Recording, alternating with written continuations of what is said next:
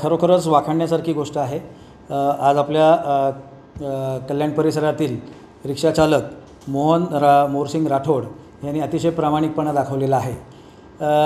नम्रता नंदकिशोर देशमुख या ठाण्याला राहणाऱ्या महिला मुरबाड येथे लग्नासाठी गेल्या होत्या आणि तिथून त्या कल्याणमध्ये त्यांच्या नातेवाईकांना भेटायला येणार होत्या। कल्याण स्टेशनला आल्यानंतर त्यांनी कल्याण स्टेशनवरून रिक्षा पकडली आणि चिकनघरला जात होत्या। चिकनघरला गेल्यानंतर त्यांच्या हातातल्या इतर 2 बॅगा घेऊन त्या खाली उतरल्या आणि मागे ठेवलेली बॅग ते रिक्षामध्ये विसरल्या होत्या।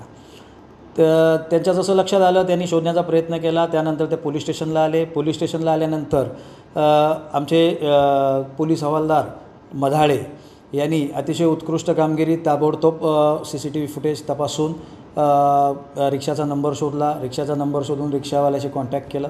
रिक्षा चालकांनीसुद्धा सदरची बॅग त्याला मिळाल्यानंतर त्यांनी अतिशय व्यवस्थित सुखरूप सांभाळून ठेवली होती आणि ती बॅग त्यांनी ताबडतोब पोलिसांना ताब्यात दिली।